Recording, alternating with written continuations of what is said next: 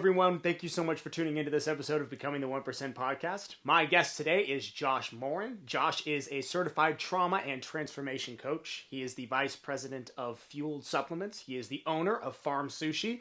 And we talk about several important topics: contrast therapy, training, diet, and so much more. Enjoy. Why don't we start right now? All right. What's up, Josh? How you doing, man? I'm doing fantastic. How are you? I'm pretty good, man. Not bad. Thanks for coming on.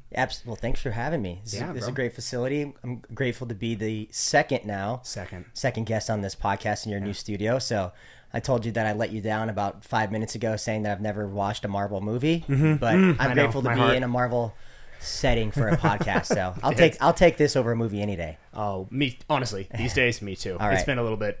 Yeah, we talked about it. The movies have not really been up to my high standards as of late. But yeah, man, seriously, thanks for coming on. Found you a while back. I love the stuff you're doing. It seems like we're kind of doing a lot of the same. We're on the same type of wavelength. We're teaching a lot of the same stuff. So that's what I really want to dive into. Contrast therapy. So that's obviously a big part of what you're doing and actually what you're creating. I mean, this is your company. Are you making ice baths? Yeah, so I'm in the process of making my own cold plunges myself. A good friend of mine moved from Montana down here, so he's been a contractor for the last 10 years. He was building luxury homes, etc. So we are in the process of developing our own system. I have a couple of prototypes, and now we're just really dialing in, and over time it'll definitely grow and definitely change. But yeah, so I'm really excited about that. Got inspired about a year ago to come up with the idea, but I've been doing cold plunging now for a few years. What got you? I was going to say, I want to see this video that got 17 million views.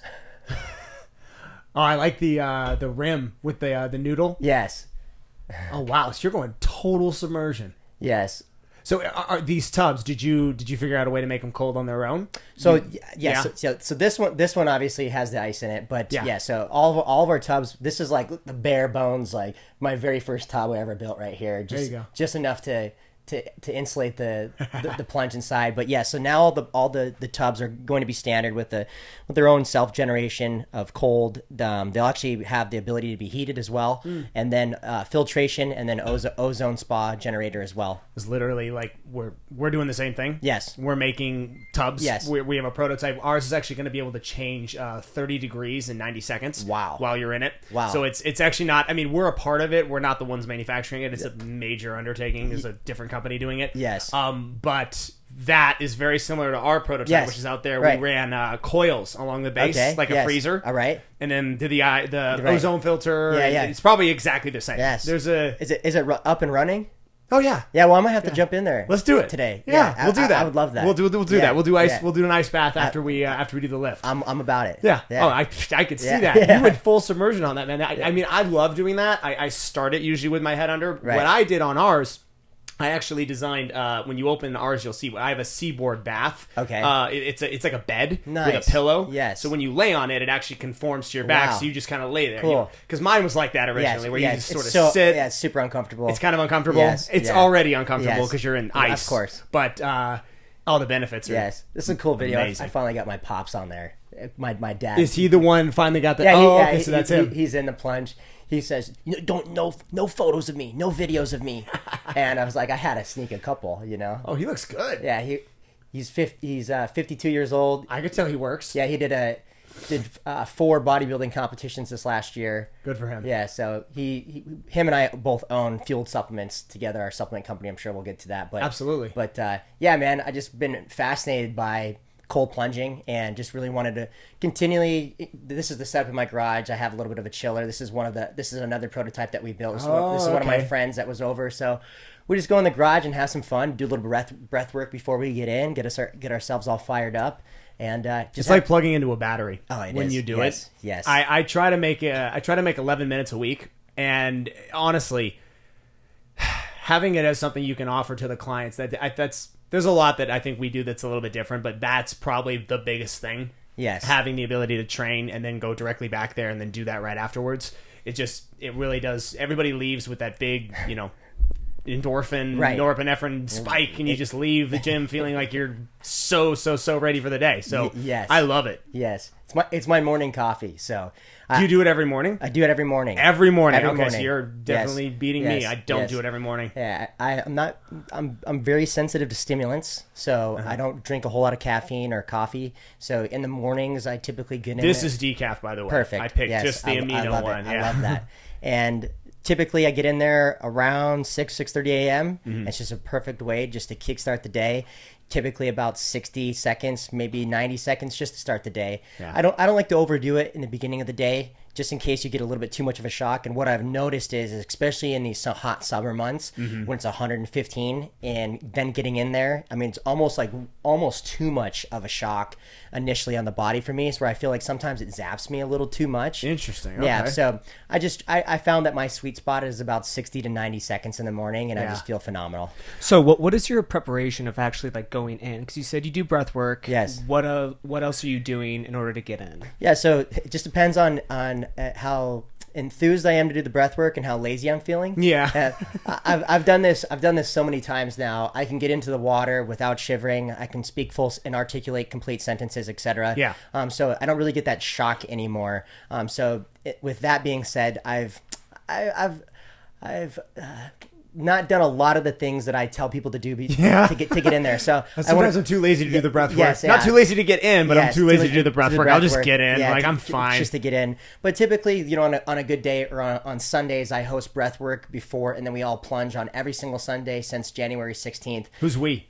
Anybody that wants to join us in Nice. Phoenix. That's a good idea, actually. So we have about 12 to 20 people that show up to my house every single Sunday. Seriously? This is my backyard. And this is all over the valley. So you're having a plunge party. Plunge party every single Sunday. That's where it first started, and then it's Where are you at in the valley? North Phoenix. Oh, okay. Yeah, like 7th in the 101. Biltmore type thing, or even further up. More up. further up. Yeah. Gotcha. So like the 101 and 7th, essentially. Got it. Yeah, over by like TNT train, where Jimmy trains at. Yeah, Yeah, that's right. Jimmy is up there. Yeah, started this just in the backyard with my brother-in-law Bryce.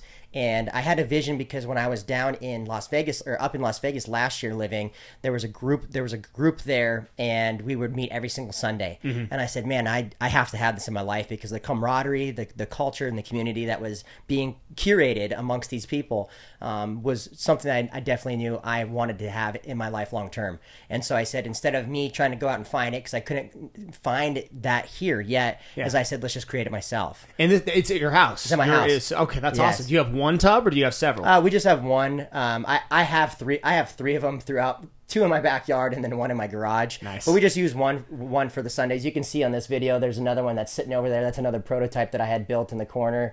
But just for ease, we just keep just the. Sometimes just do the trough. It's just sometimes easier for me on a Sunday to just. I'm sure. Yeah. And plus you don't want to have to clean it and everything. Yes. If you have 20 people Yes, going in yeah. it, right, back to back to back It's to back. a lot of abuse on the machine. systems. Yeah. Yeah, for sure. So That's a good idea, though. We should start doing that. I'd love to. We could host one down here. That'd be a good idea. I bring the crew down here. We'll pack the house, man. That'd be fun. Yeah. There's been a couple hundred people that have rolled through my house in the last few months, and so I You ever getting any like HOA? No, bug it on no. nothing? My neighbors are hilarious because we have the plunge in the garage, and my neighbor Nancy, she comes over there. She comes over to the house and she talks to us all the time. Yeah. My daughter needs to get into this, and she's got anxiety and this and that. And I said, well, come on over. We'll teach her how to breathe. We'll have her anxiety, depression, insomnia, all that stuff gets helped. Yeah, it's one of the best modalities that I've ever incorporated in my. You ever do it day-to-day. right before you go to sleep? I do. At night? Yes. Oh, it's I love it. I sleep like a champ. Yes. It's crazy right before you go to bed. Yes. And sometimes it's funny, though, because sometimes I can really sleep good, and then sometimes when I do it, I'm just like, man, why did I do that? Because almost like a jolt of caffeine. Yeah, you're like totally wide awake. Yeah. So, but most of the time, I just sleep like such a baby when I do it before I go to bed. If you want to kind of moderate that, the aftershock, do a sauna. Sweet. If you get Yes. a sauna Yeah. and you have that at your Right. setup, see, that's what I do at night. Yes. Sometimes during the day I won't do sauna. I'll just kind of, what I love to do is actually, what I love to do is get into the ice, Yep. then get out, and then just get in the sun. Sauna. Okay, the sun. Get in the sun. Yep. Get in the sun and just lay in the sun and let that, because then you get, of course, the vitamin D. You get course. all that benefit as well. So that's actually how I do it in the mornings, and then in the evenings, because the sun is gone, that's usually when I'll do the sauna, and my sauna is like cranks. It's like 2:30. Oh, I love that. So I'll get in that right Yes. afterwards, and then it doesn't even really, you don't sweat. It just Right. brings you back to normal, right. to a baseline. But Right. it's really good for going to sleep because Yeah. you've got all that energy up and it and then kinda all just of it calm- down. kinda brings you Just right bring it back down. Yeah. Yeah. No, it's incredible, though. It really is probably the best thing that accompanies hard training Yes. for recovery purposes. Yes. Yeah, that's the second aspect of Saunical Customs is we're going to be doing trailered saunas. So you'll have a sauna built on a trailer that's transportable. I'm sorry, sauna. What did you say it was? My company's called Saunicles. Saunicles. Yeah. So when That's how you pronounce yeah, it. Saunicles. So when I used to be, I wrestled all my life. So I grew up in saunas. I ended up hating them, and then when I stopped wrestling, I started to love them. And so I used to do Sauna Chronicles, and on my phone telling stories in the sauna. And then I was like, oh, Saunicles, that'd be a great name. That is a good name. Yes. That's a great name. Yes. I couldn't figure it. Because I was staring at it. I was like, and it's in cursive. So I was like, I don't know how he pronounced it. I'll ask him. Yes. Well, okay, so are you making saunas too? Like, what does sauna have to do with the ice bath? Yep. So contrast therapy is definitely something that I see of great value in. So we want to offer the ability to have both. And so I'm building a business also through Saunicles of doing breathwork. I'm in the process of getting my breathwork certification, and so I can like lead groups. I've already led a large number of groups before, but I just really want to make it certified. That's the only thing that's really been weighing. You'll on have me. to tell me which one you do. Yes. Like I'd very much be interested in doing that too. Yeah, so Tim Harris, I don't know if you've heard of Yeah. him. Yeah, so he's coming out with his accreditation program. I got on his early wait list. I've looked at a few different ones. Is this certification like online yes, with it type thing? Yes, Okay. and then it includes I believe it's a 5-day immersive retreat. Nice. So I've seen a few others as well, and I've asked some people who've got their certifications through, and I'm just really weighing them out, and I've heard great things. I've heard things that aren't so great. I think that's it with anything is, everybody's got an opinion. I'm wary of online certifications. Yes. Just about Right. all of them. Right. It has to be from somebody that I really hear good things from. Right. I've got one actually tomorrow. I have a certification I'm going to. There's a pain-free performance. There's a big certification. It's a mobile certification. They're coming to Phoenix tomorrow and the next day. I think I saw that. Yeah, that's the first one I'm doing in. Oh gosh, I mean, I got my master's like 3 months ago, but other than that, I haven't really done a Right. certification Right. in probably a year and a half.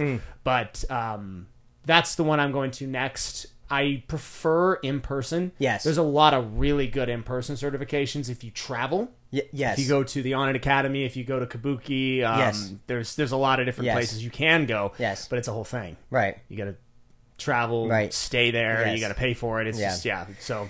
I'm weighing it out. I have a little baby on the way in March. Congrats, man. So thank you so Boy or much. girl? I don't know. Don't know yet? We're waiting. Oh, that's Yeah. fun. So we're gonna be doing an at-home birth. So I'm gonna be birthing. Oh my gosh. Yeah. So I'm gonna be birthing.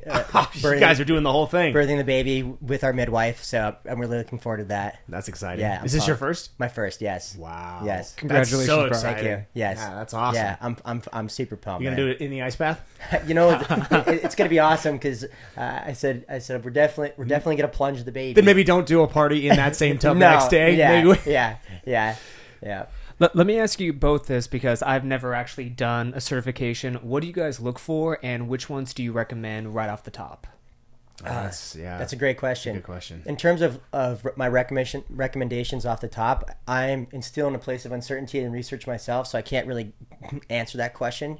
But in terms of like what I'm looking for is what Brandon was saying. Really, is it's got to be somebody who I really align with in their values. So their values, their morals, their ethics, and somebody that I know has a tried and true system. There's a lot of certifications. There's a lot of gurus, etc. That everybody's on the forefront of being the next new, the next greatest thing. I'm really not looking for the next new, the greatest thing. I'm looking for concrete truths and concrete method and systems that are going to work for a long extended period of time. So that's really what I'm looking for in terms of like people who are leading with me.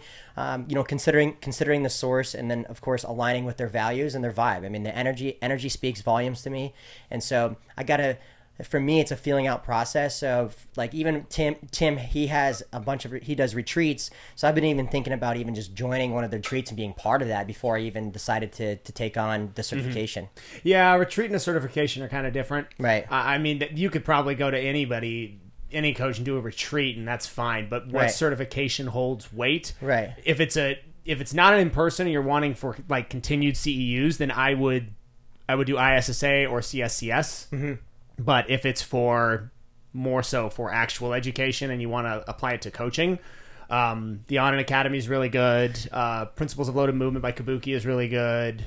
Yeah, for breathwork specifically, I'm not doing any certifications for I actually have no idea for breathwork, but for strength training, those are the only certifications I've ever done. I really don't have any sort of... the strength training that I do and the limited amount of coaching that I offer in terms of the strength and conditioning world, it's not something that I'm going to be doing long term. Gotcha. And so my whole purpose and meaning is in the breathwork healing modalities as well as trauma coaching. So I'm accredited trauma and addiction coach through my talk to me about that. I saw that on your page. What is that? What is a trauma certified coach? What does that mean? Yes. So I assist people in understanding the events that shape feelings, the suppressed and repressed events, the suppressed and repressed feelings that get bottled down, that recreate habitual patterns in your life that become unconscious. And so trauma creates patterns. Most of the time, this trauma comes from your childhood, unresolved issues with your parents, unresolved issues in school, bullying, etc. Did you watch Dahmer? I have not, no. Watch that shit, man.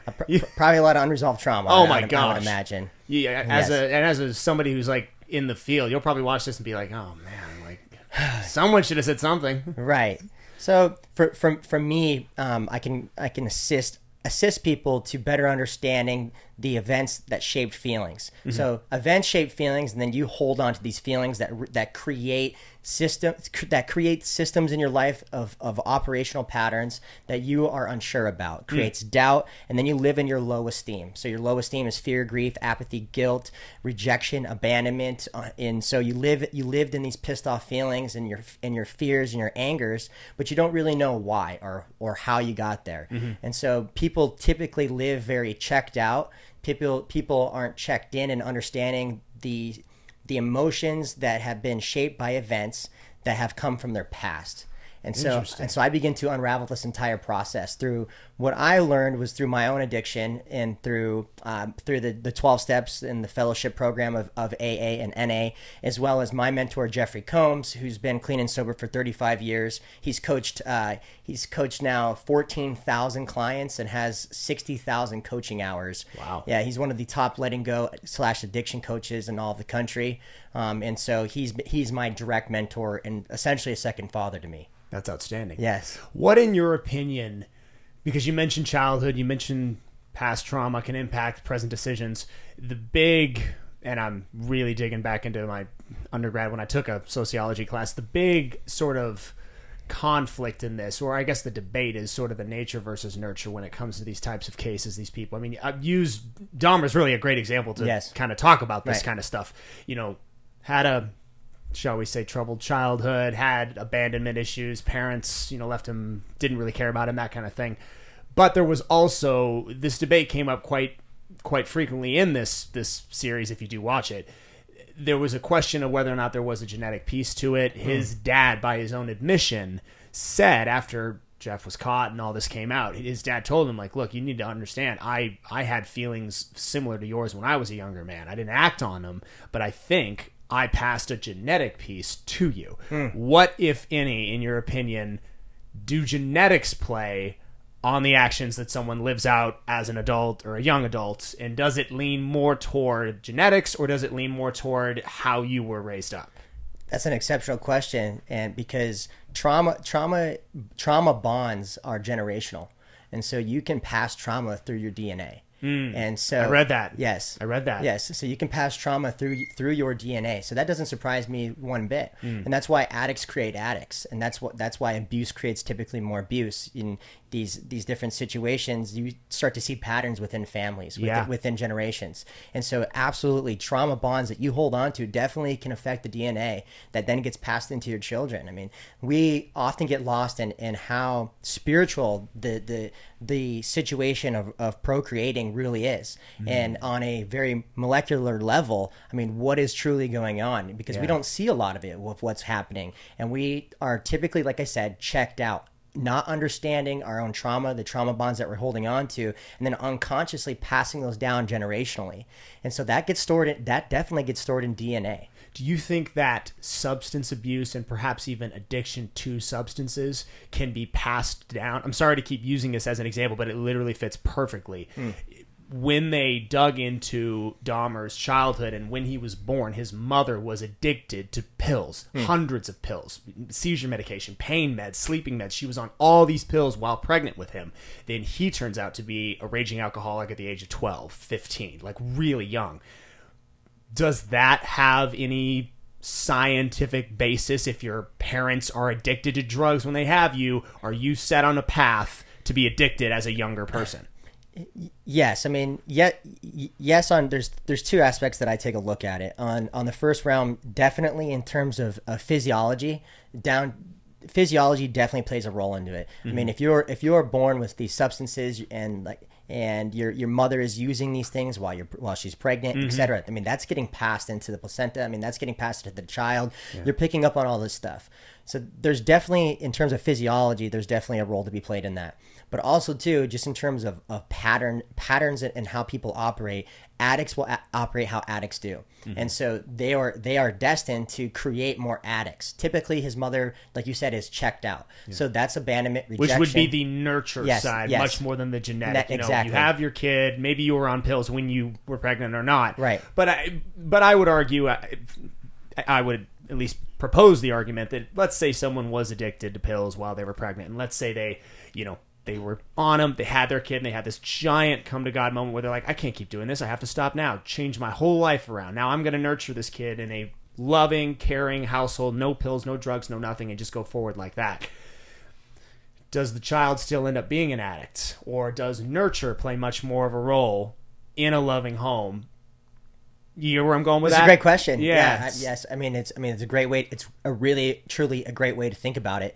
I'm not sure if I know the definite answer. I don't know if there is a definite. I don't know that anybody would. I don't know if there is a definite answer. But there's so many different components that play a role in trauma that then gets passed on, and then that person then acting out on that trauma in whatever situation that they do. In terms of becoming somebody who is a serial killer. Now, I've only really maybe they just haven't been honest with me. Maybe I have met people that are truly deep down in terms of the shadows that they lark inside of them without expressing it to me. Sure, actually have these thoughts and feelings. Yeah, I don't know, but I'm sure it's more than we think. I bet. You know what I mean? And I think we all have. Obviously, we all have thoughts and feelings where we're like, "Whew, let's not let that ever get out again." Like, let's never talk to anybody about that kind of thing.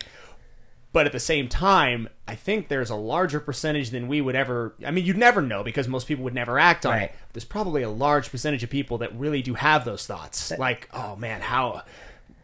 Yeah. Would I ever do this? Can I do this? Like, normal people don't... normal, at least...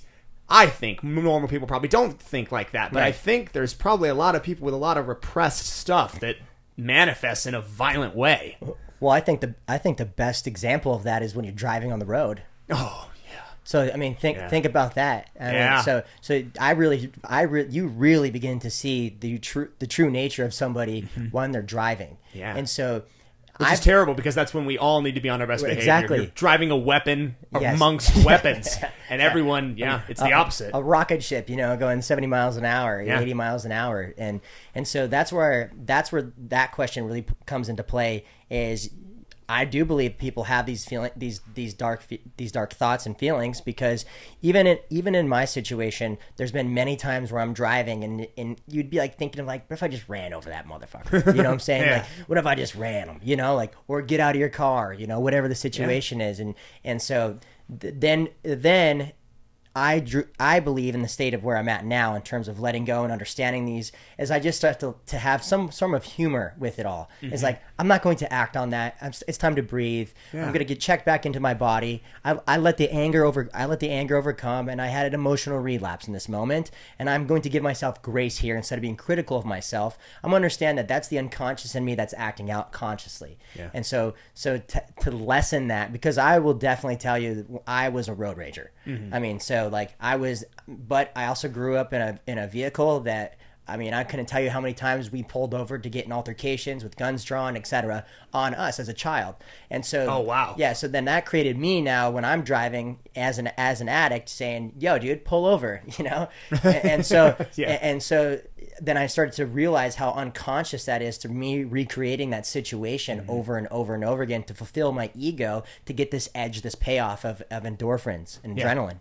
Do you find it's too funny that we're actually talking about road rage? I use this when I do live sometimes in my ice bath on TikTok. I'll go live and I'll do a little class type thing. Yes. And I use the example of road rage as it's probably my favorite thing about the contrast therapy is not the physical but the cognitive benefits, because when that's an extreme environment when you're in that cold, and when you're in that and you're training yourself to just calm your thoughts, it all of a sudden doesn't, when you step into your car, someone flips you, let's say they cut you off and flip you off. Right. And I had a guy on the freeway who brake checked me and did all three, and then went up and subsequently did that to the next 4 cars in the HOV lane. And I couldn't believe it. I was furious. I probably should have called the cops, but in my head, I'm like, okay, well, this is literally what you talk about when you discuss breath work and do the ice. Letting go. Yes. It doesn't, he's up there, he's whatever it is that you're feeling, just know he feels way worse. Like, absolutely. this person is dealing with something probably very detrimental that you don't want any part of. So just let it go. Just breathe and just let it go. It doesn't help you or him to get after it. So that is a big, big area that I always talk about when it comes to doing contrast therapy is, hey, man, are you somebody who... Because it sucks if you can't control yourself. If you're an out-of-control man, you know, sure, yeah, we all want to be a little bit dangerous, but if you can't control yourself, that's only going to land you in a couple different spots. Neither one of them you're really going to want to go. Doing that routinely absolutely checks your mind. Yes. Keeps you present. Yes. And just really, if you can overcome 34-degree water just by breathing right and, you know, taking your mind into a place of transcendental meditation or whatever your flow is, that makes it a lot easier to deal with the dickhead on the freeway. 100%. I love that. I love that you use that analogy and that comparison. What I say is you can't fight the ice. Because if you fight the ice, it wins every time. Oh, yeah. So if you go into fight, I mean, literally, like pissed off and angry, it's going to win. Yeah. You know, I surrender to the cold. I surrender to the cold, and I understand that it's just a situation that I'm in, and I have to accept it. And then that translates over to the road rage. It translates over to your life, where you're going to have moments of your life where it's going to spike this fight or flight. It's going to be spiked.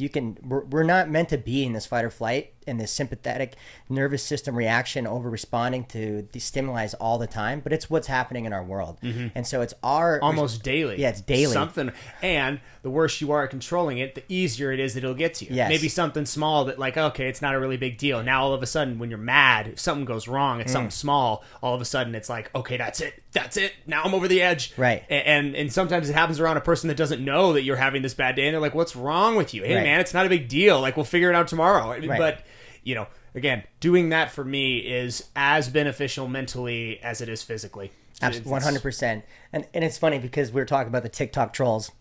And everybody's a scientist, and everybody is a rocket scientist. Hey man, that's gonna mess with your hypertrophy. Well, why are you doing that? Yeah, exactly. You know, this is horrible for you. You're going to die from this. Like, understood. And I just laugh at it. But you know, so the thing is regardless of all the clinical data that's based around deliberate cold exposure and what it actually does in terms of physiology in a clinical level, I know just in terms of if it was just purely placebo.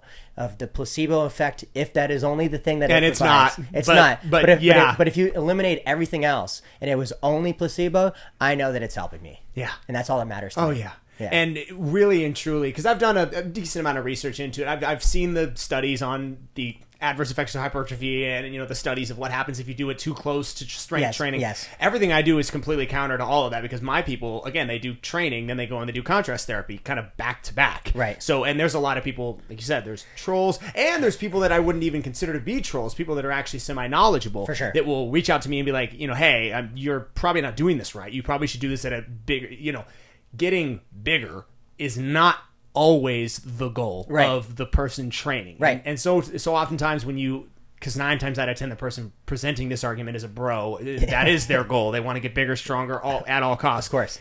Explain to someone that, okay, not everyone training is training for the idea that they want to get huge. Yes. That's not the reason why they're doing it. They're doing it for a different reason. Maybe they're entirely doing it for mental benefits. That person is not really going to care if, hey, I trained, I did hit, now I'm going into the ice. Maybe I'm not going to get the exact, reaction of inflammatory response that I wanted if I didn't do it, but I'm doing it anyway because I'm going to get the benefits mentally. I'm going to feel great. I'm going to go home. I'm going to be really up on cloud 9. So that's why I'm doing it. I love that. Yeah, considering what your goals are and the reason why that you're doing it, I get a lot of those questions when people come over on Sundays. Sure. Should I work out after this? Should I work out before? How spaced? And I said, are you an Olympic athlete? Are you a professional? I mean, is it really messing with your gains? Just do it. Yeah, it's fine. Honestly, have you ever trained closely after doing contrast therapy? Yes. I've done both. Yes. I honestly, I don't think it makes a lick of difference. No. I don't think it does. I don't. For me, I would rather do ice after. That's just my preference. Me too. I just feel better. Me too. The ice before, just to get me, even if it was like a 30-second dip, then that's all I need just to get woke up. Sometimes I'll do it in between. That's really where it finds its place, practically speaking, especially for like the CrossFit Games, Olympic athletes, people that are doing ultra marathons. Yes. They'll use contrast therapy in between bouts of intense exercise to reset. I love that. And that's I call it a Goggins day. I do 2 workouts and an ice bath. Sweet. So today is a perfect example. We're going to, after this, we'll do a lift, Cool. do an ice bath, and then Sweet. later this evening, I'm hiking Camelback Mountain with a Outstanding. friend. So I'm like, okay, all right, it's perfect. I'll just do them in between. It's outstanding. I do want to transition a bit though. I want to talk about nutrition. I want to talk about what it is you're doing. You've got a nutrition company. Tell me about it. What are your tenets? I can see some of them, and I think we're on a similar path on that too. The organ meats, carnivore diet, all that stuff. Tell me about what you guys are doing. Yeah, so farm sushi was an idea that I had over a year ago, and for somebody, I just got introduced to Paul Saladino's content and was reading the Carnivore Code. Carnivore MD for those of you guys who don't know Carnivore MD. who he is. And with anything, like I said, I just consider the source, and I do my own research and then its own trial and error for myself. And so one thing that is an absolute undeniable truth is our food is being messed with. And to receive high quality meats and organs is is decreasing. I mean, you can't go to the grocery store. No. Majority of grocery stores, you either have to go to a specific local butcher shop and or straight from the ranch to the table. I mean, those are really your options, unless you want to go to AJ's and spend a ridiculous amount of money on meat that still even isn't at the top tier. Yeah. So in terms of meats, I knew that the supply of quality meat and organs is an absolute must. Then I used to actually be vegan. So I was really So I lived in Kapa in Kauai, and I was building a meditation facility, and we were only allowed to eat a raw vegan diet. And so I had all sorts of issues eating this diet. Tell me about them. Yeah, I mean, the indigestion, the bloatingness, my farts. I mean, it was ridiculous. I mean, how was your energy level? I mean, it was what it was because I wasn't really lifting weights then. I had after college and after the situation that happened with me getting all my back surgeries and leaving school, I didn't really care anymore. Yeah. And so I wasn't doing anything incredibly physically exerting for me to feel it. And so my energy was what it was. Yeah. I was only $140, 140 pounds, barely any muscle on me, Sure. but I looked like a vegan. I definitely looked like a vegan, and Yeah. so, but I just had all sorts of problems with it. I had, the indigestion, the upset stomach. I mean, What did it for me was when someone told me Oreos are vegan. They're like, "Oh yeah, Oreos are vegan." Yeah, I'm like, yeah. "What?" I will say that when I was vegan, that I wasn't really eating processed foods. So I was in Kauai, and I was eating a lot of some of the greatest vegetables and fruits that I've ever ate before in my life. Sure, yeah. Yeah. So if I was to do it at any point in my life, I'm glad that I did it then, just because of the accessibility to the fruits and to the vegetables. And I obviously I understand that right now. I mean, even sourcing our fruits and vegetables, there's a huge deal with they're using chemicals and pesticides and all sorts of things that are poisoning the food before you even eat it, and then the soil gets poisoned, and so then it's even grown in poisoned soil, and so even if you're eating these healthy quote unquote foods, they're still being tainted. It's tainted. Do you still make vegetables a part of your diet? I really haven't. No, You really don't? I'll eat them every now and then. Because even if, and Paul Saladino is a really great source for this stuff. If you guys do want nutritional things, follow him. Yeah. He's the only person I really would recommend. If I can't say follow the Liver King, it's just too much. But Paul Saladino's got some really good stuff. And one thing that he really enlightened me on, and this is, the research does back this, plants will have plant defense chemicals, even if they aren't tainted in the soil by fertilization.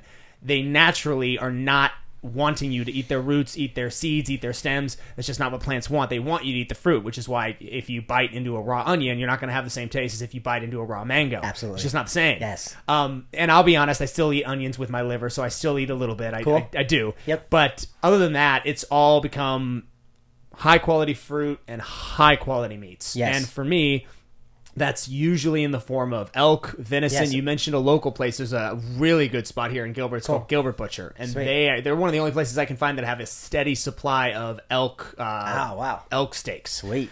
And I'm talking, it's like that thick, Right. like real elk. Yeah, steaks. I grew up on elk steaks. I'm from Montana. There you go. Yeah. Oh, that's awesome. Yeah. We gotta go hunting, man. We gotta go harvest. I know all my buddies. They're posting photos right now. It's bow season. Yeah. So they've been smacking down some elk. Let's go grab. Yeah. We'll get Eleanor. We'll get her. We'll all go Yeah, bow hunting. It's a sure in if we get anywhere close. She'll be our sharpshooter. It really does. And I haven't. I mean, I hunted as a kid, but I wasn't eating this way. I wasn't eating routinely. Yes. And now that I see what the cost of that meat really is to get it, right? Oh my gosh, it's night and day. Go get an elk tag. Yeah, exactly. Yes, 100%. And so the thing with the vegetables and going off of that is, I'm not here to hate on vegetables. I'm not here to tell you not to eat them. I'm also one of those people to say, and I love how Paul presents this, is if you're thriving, if you're truly living your optimal self, then don't change anything. Sure. But for me, there was aspects of my life that I didn't like. Yeah. And so now incorporating an animal-based diet with primal organs, meats, and then I bone do marrow. Yes, I do marrow. I do liver, spleen, heart. Yeah. Every now and then tongue. I can't do kidney. It's too much. Yeah. It's nasty. Yeah. I'm sorry. Yeah. It's disgusting. Yeah. I'm good. Eli's like, oh, I'm good on the kidney too. And then it's funny is because for about 15 years of my life, I didn't really, besides like when I would eat ice cream and things, I was drinking almond milk. I've never drank normal milk growing up. Sure. And so I now just transitioned over to raw milk and raw dairy. See, that's the one thing that I have never been able to successfully get over. I don't know that I'm lactose intolerant, but I get sinus issues if I drink milk. Now, granted, that was the milk from the supermarket. It was glass bottle, so it was supposedly locally sourced. Yes. But I've never been able to do that. I can't drink whole milk Okay. the way Paul drinks whole milk. Right. So I'm still technically drinking almond milk with my coffee. Right. But it would probably be better not Have you ever to tried drink. goat milk? No. Yes. So goat milk's very similar to breast milk. Okay. And so digestibility, so if you are breastfeeding and then... Where do you get it? Do you sell it? I personally don't sell it. There's actually a ranch, a farm down here. I haven't gone there, but I actually had the contact information. It's in Queen Creek. It's just way too far from me. Add another stop to we were talking today, like, how much time do you spend shopping? Because I have to go to 2 or 3 locations to get all this stuff. Yeah. You gotta go to the butcher, then you gotta go to the farmer's market, and then you gotta eat. It's like a tour. It's like a day to go get food. Hey, but it's worth it. Oh, it's well worth it. Yes. I've never felt or performed better than when I started doing this. And what's amazing to me is how how resistant to this people are, because to me, when I found out, it's like, okay, guess what? From now on, we're eating steak. We're eating steak. That's music to my ears. Every day. Now, okay, and if you get weird with it, if you start telling people, okay, you got to eat testicle, you got to have liver, you got to, then people, like, I get it. People are a little bit like, ugh. But for me, I was over the top thrilled when this started coming out. Yes. And I don't remember where I first saw it, probably on Rogan, but when it first started coming out and I started trying it, it's undeniable. I've always known that about elk meat, because like you, we grew up hunting. I had elk since I was a kid, like a child. You were always strangely, you were like full for longer with less. Yes. So you ate less. You needed an elk thing like the size of this little pod. Yes. And you'd be stuffed for half the day. Yes. So it's no doubt. I mean, you are eating like a battle axe horse that runs around and escapes wolves. So it's a really, really high quality protein. Absolutely. But taking that and taking away the vegetables is, I think, the big step that Paul has done, and that has really kind of transformed that diet to where it's extreme, yes, I suppose, but it's also attainable. Yes. To eat meat and fruit, it's not like you're saying to somebody, like I've done, you ever done Dolce? You ever done Dolce diet for like a cut? So you're a wrestler. Yes. If I were to cut you, I would probably say try to go. Now I freaking wouldn't, but like back in the day when I would cut my athletes, I would always put them on Dolce. Okay. And it was like tomatoes and pickles and chicken and fish. Yes. It was just an interesting, I don't know. It was a strange diet, but it does not carry with it the long-term maintainability that you'll get if you do carnivore. If you truly do carnivore MD's stuff, you can stay on that for ever. Yes, forever. And I'm getting blood work done as well. So, looking at my different blood markers, etc. Everything has been very good. Cholesterol. Yeah, everything. Yeah, the cholesterol. Cholesterol. It's such I mean, it's a very interesting situation, but there's a lot of lies, obviously. Yes, that's one of them. And if you can look through the deceit, and you come to your own truths, you'll start to understand that a lot of the stuff that's being promoted and presented in front of our eyes is not necessarily the concrete truth. It's not a good indication of health. No, absolutely not. Good and bad cholesterol counts there, because I don't know what Paul's cholesterol count is. I think he talked about it in one of his videos. Did he say it's good or that it's bad? I would imagine it's probably bad by the standards of Western. It's bad. Yes. Yeah. Yes. But look at him. He's, right. He's lean. He's running around. He's metabolic health, I think, is incredibly important. I think many people aren't looking at the value of metabolic health in terms of their insulin sensitivity. And so for me, one thing that I can absolutely say when I transitioned to animal based and eliminating, because I was like on a bro diet for a long time, like eating I was eating like tons and tons of rice and all sorts of potatoes, chicken, and broccoli. So I was like on this bro diet for such a long time, and one thing that I can say is that my insulin sensitivity, I was always like, I could feel shaky. My insulin was up and down, and now when I eat these foods, and I would always have to like time my meals like around like perfectly around my workouts. And you'd like have the energy, and then you'd crash, and then you go up, and same here. Yeah, starches are probably the bottom of the tier for the carbohydrate count. I never put my people in like, dude, stay away from rice, stay away from potatoes, stay away from just any starch whatsoever. There's a lot of downfalls to that. You can get it in other ways. Right. That's the other thing about the diet. I don't understand why people aren't jacked to the fact that you can pretty much eat all the fruit you want. I love it. Fruit's my favorite. There's another lie that came up. You ever hear this one? Hey, don't eat fruit past 7 p.m. You're gonna get fat if you eat fruit. You're getting like mad if you have an apple at 8 p.m. before you go to bed. I'm like, why?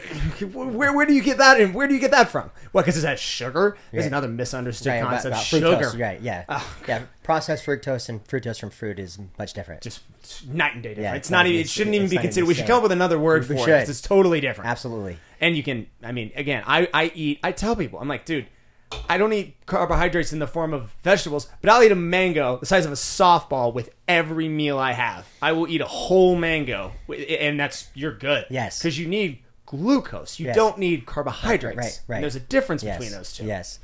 So, overall, that was really my passion to get into the industry, and I didn't have a specific way to do it until about 6 months ago. I came up with the idea of saying, okay, well, I saw like a butcher box, and so butcher boxes. Yeah, I've seen them. So they're expensive. Yes, outsourcing, and I will be honest, we are expensive as well. Do you sell foods? Yeah, so you sell food, yeah, and meal plans. I assume. No. So I'm not doing any meal plans. No meal plans, just foods. Yeah, so Farm Sushi. If you go on our website and you scroll down here, meat and organs shop. So if you hit shop now, this will actually bring you to our partner ranch, which is Mccafferty Ranch. This is 20 minutes out of my hometown in Great Falls, Montana. Oh, sick. And so then we're essentially just a medium to generate more sales for Mccafferty Ranch. We're just an affiliate partnership with them. I get it. Yeah. So I wanted to take off. Do they sell elk?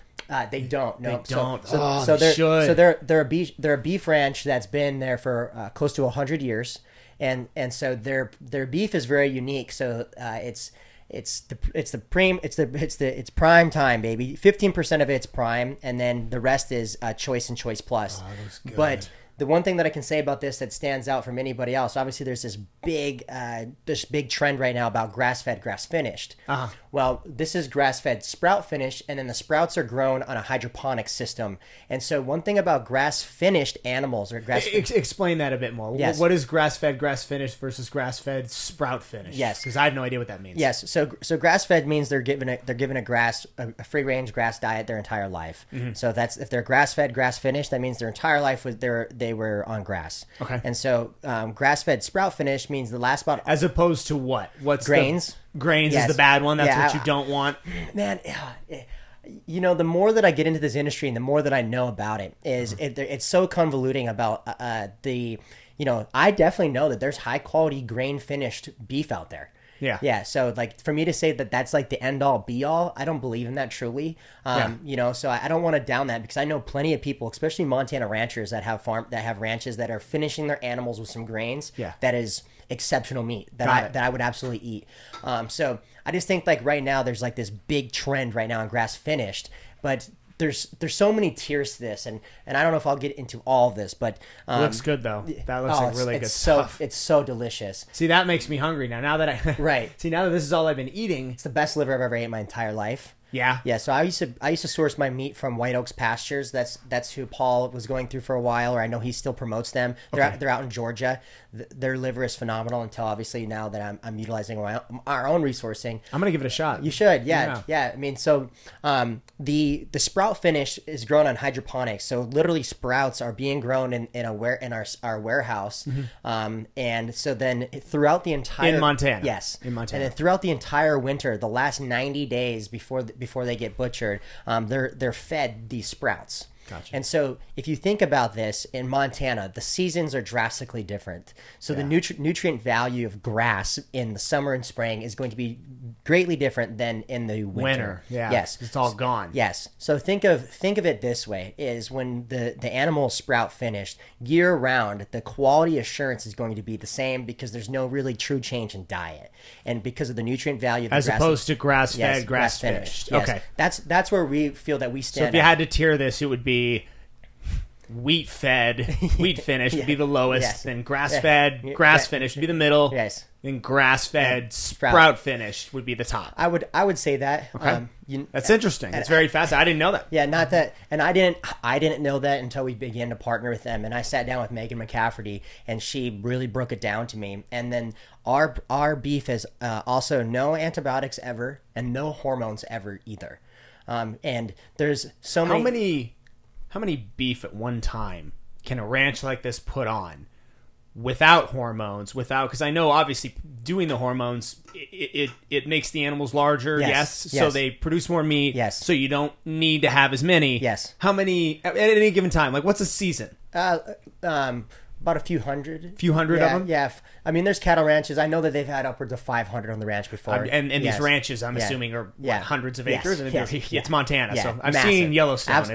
Absolutely massive. Yeah. Yeah. So when you're talking free range, they're free range. Yeah. Yeah. I mean, they're running all over the place. They have as much space to go through. I mean, they have to get up at 3:00 in the morning, get on horses and or four-wheelers to go miles to then bring them back if they have to do anything with the cattle.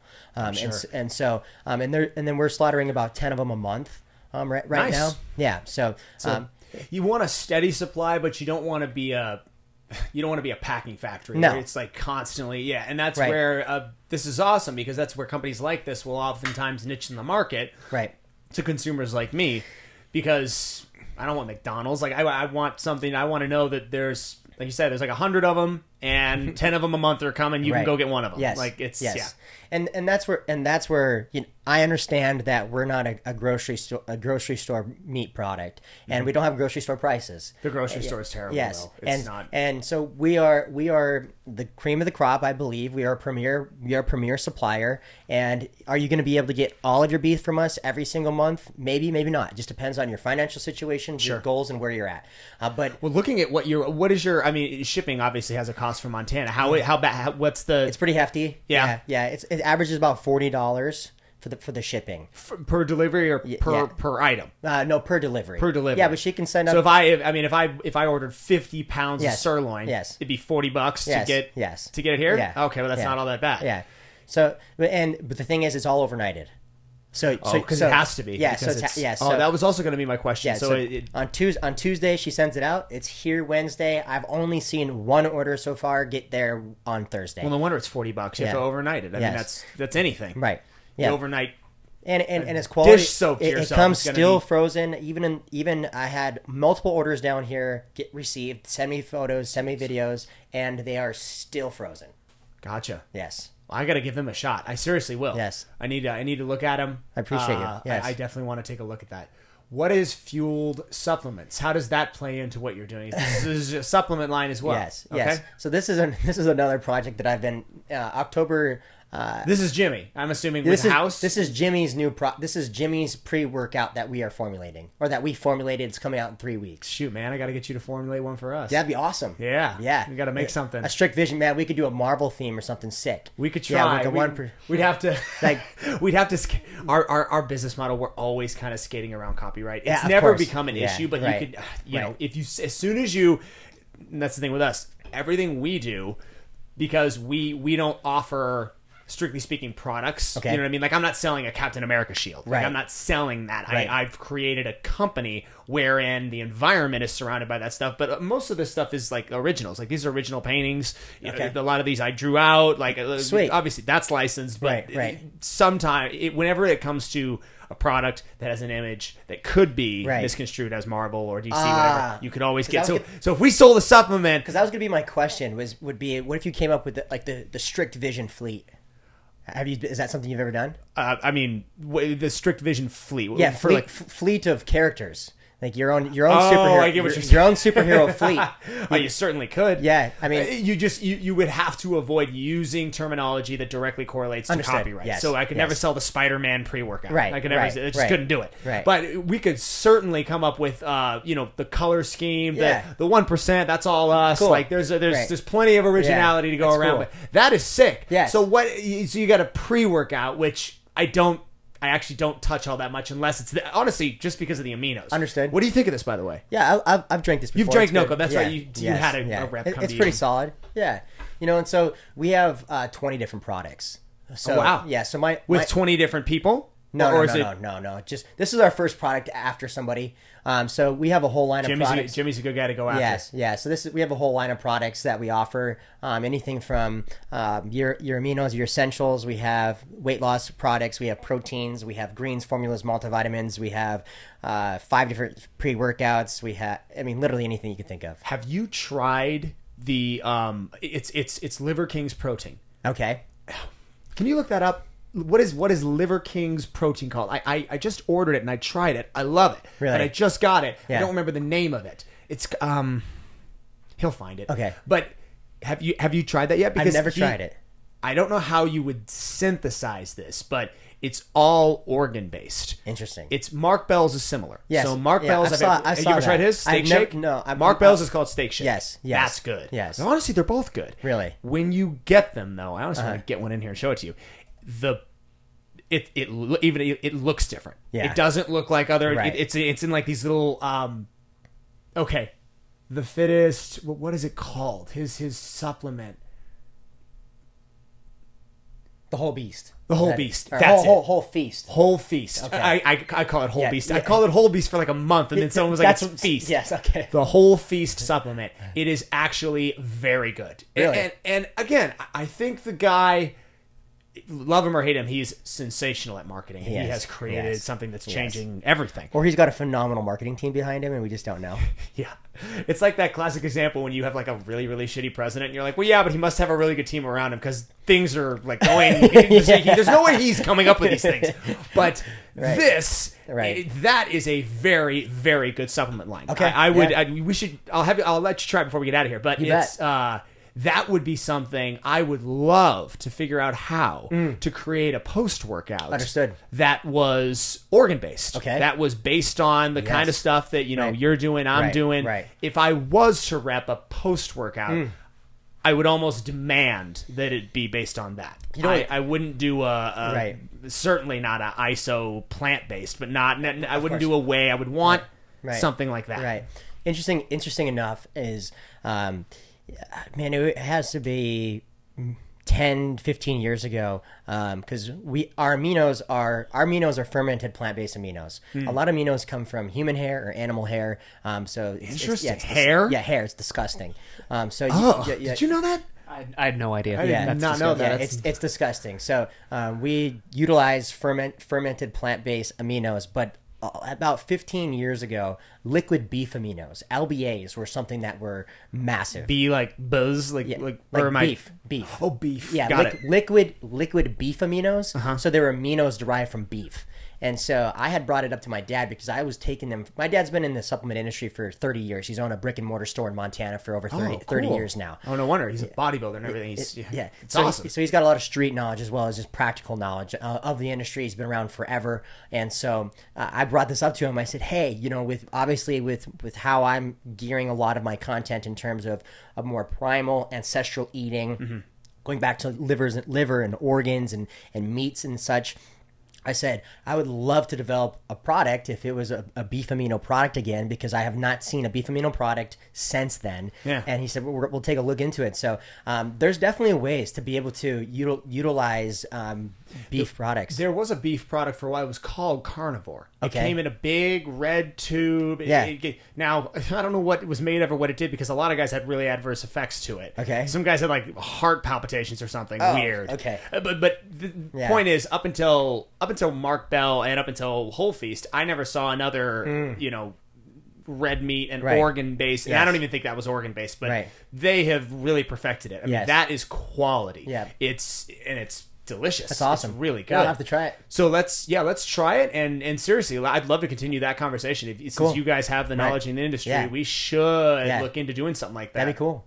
Yeah, I mean, and that's definitely even just a realm of their products that they're utilizing these. I mean, because I'll be transparent, and I use other companies besides my own products. Sure. And so I was using Heart and Soil's products for a little while, and so are they a post workout? I'm not familiar. Yeah, with... so Heart and Soil is actually like, I don't know if Paul owns them. It might be Look them up. Heart and Soil. Yeah, so I believe it's either he owns a company or he has at least stake in it, but he's constantly promoting their Heart and Soil supplements. Yes, their products. And so very, very similar line. They have Oh, what a badass introduction to the website. Yeah. The bison. Yeah, so they're selling, you know what? Okay, yes, I have seen him talking about this. Yeah, I've seen it. Yes. I've seen this. Yes. The warrior complex, the beef organs. The pill thing is interesting to me. Right.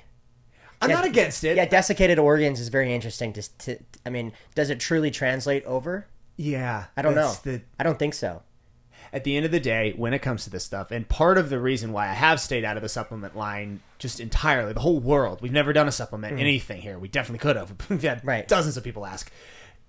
At the end of the day, I preach real food. Right, understood. I had this conversation when Nutrigenics came out, and everybody was all over them, and they hit us up, and they have the worst, not the worst business model because they make a lot of money, but they have the worst nutritional plan for anyway, because everything for them, when they came to us, they were like, oh yeah, we've got like breakfast, lunch, and dinner, meal replacement 1, meal replacement 2, all in the form of shakes. Like, we're just going to give, I'm like, no, I'll pass. And they're like, no, you don't understand. I'm like, no, I don't think you understand. I don't like your entire MO. Everything you're preaching is wrong. Right. I don't do supplements. Supplements are supplements. Yeah, exactly. You take it Yes. if you've had everything else that Right. you needed in the day Right. in real food. Yes. So take your money. Yes. If you're and some of those packages, some of those, those Nutrigen, $600-$800 a week. Just Crazy. to get all this, it's just outstanding. I'm like, dude, buy steak. Right. Buy food. Yes. That's a lot of money Yes. for food. It That's is, your right. whole thing. Yeah, and your body's going to respond much better as well, I believe. Oh, Yeah, always. If you're on a shake diet, yeah, you're going to lose weight and you're going to see results because that's just how it's going to be. But, I mean... You're going to be miserable. Yeah, no fuck one's that. happy. Yeah, no, Screw no. that. No Yeah, one's happy eating yeah, that way. the shakes, but we're the same way. That's one thing that I really do like about the mentorship that my dad's provided for my life is food always comes first. Yeah. And nutrition's always number one. And so even the small amount of number of people that I've assisted in terms of their diet and nutrition, I'm not a big shake guy either. We have our shakes, but if you're able to receive your protein intake through the whole foods that you're eating, and you're able to receive your macros through the foods that you're eating, I highly suggest that you would eat food before taking supplements. Only buy a supplement if you have already bought everything you need to eat properly throughout the day. And okay, then there's nutrition, lifestyle, stress management, and then there's so many different other factors. I mean, is your sleep proper? Are you resting well? What's your amount of sleep that you're sleeping? What's the stress management that you have in your life? What's your daily lifestyle like? Sure. What's your number of drinks that you're having weekly? What else are you putting in your body, etc. So I call it like the pillars before, and then like the fifth pillar, the last pillar would be supplements. And so all these pillars, you have your rest dialed in, you have your nutrition dialed in, you have your stress management dialed in, and you have your day-to-day dialed in, and everything else is in congruence. Then you say, okay, man, I can add in something here that'd be a valuable asset to what I'm doing after all these bases are already covered. Yeah. Amen. Well said. Josh, where can people find you if they want to go and look up your stuff? Yes, they can find me at More in the Know on Instagram. That's where I'm most active. Just on my Instagram page there. And the link on the bottom, the solo.to, that'll bring up all of the different links for Farm Sushi, my podcast on YouTube, the Surrender Retreat, which is well done with your socials, by the way. Thank you You've so got much. it really well organized. Thank you. Yeah, so other than that, just find me there, reach out to me, send me a DM, and just make the connection. Absolutely. Yes. Josh, thank you so much, man. That Yes. was a lot of fun. Thank you, Yeah, Brandon. Yes. absolutely. Good job, Eli.